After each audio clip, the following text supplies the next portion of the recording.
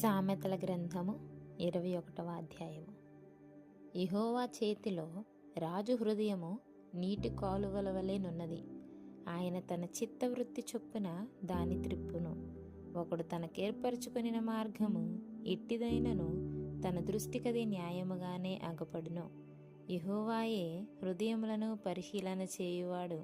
నీతి న్యాయములను అనుసరించి నడుచుకొనుట బలులనర్పించుట కంటే యెహోవాకు ఇష్టము. అహంకార దృష్టియు గర్వ హృదయమును భక్తిహీనుల క్షేమమును పాపయుక్తములు. శ్రద్ధగలవారి యోచనలు లాభకరములు. తాళిమి లేక పనిచేయువానికి నష్టమే ప్రాప్తించును. అబద్ధములాడి ధనము సంపాదించుకొనుట ఊపిరితో సాటి. దానిని కోరువారు మరణమును కోరుకొందురు.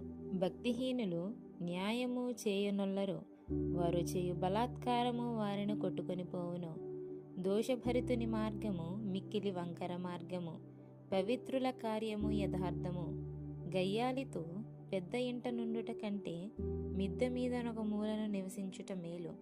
భక్తిహీనుని మనస్సు కీడు చేయగోరును. వాడు తన పొరుగువానికైనను దయతలచడు. అపహాసకుడు దండింపబడుట చూచి జ్ఞానము లేనివాడు జ్ఞానము పొందును.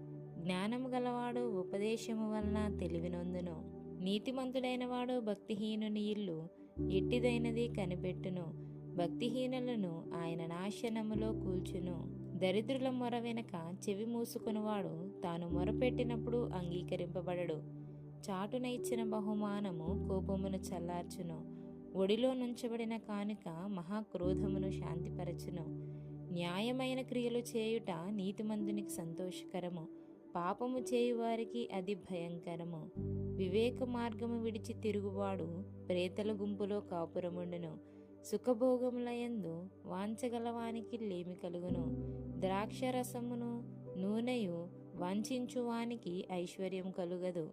నీతిమంతుని కొరకు భక్తిహీనులు ప్రాయశ్చిత్తమగుదురు. యథార్థవంతులకు ప్రతిగా విశ్వాసఘాతకులు కూలుదురు. ప్రాణము విసికించు జగడగుండి దానితో కాపురము చేయుట కంటే అరణ్య భూమిలో నివసించుట మేలు. విలువగల ధనమును నూనెయు జ్ఞానుల ఎంట నుండును. బుద్ధిహీనుడు దాన్ని వ్యయపరచును.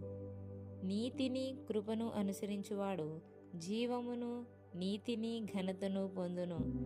జ్ఞాని అయిన ఒకడు పరాక్రమశాలుల పట్టణ ప్రాకారమెక్కును.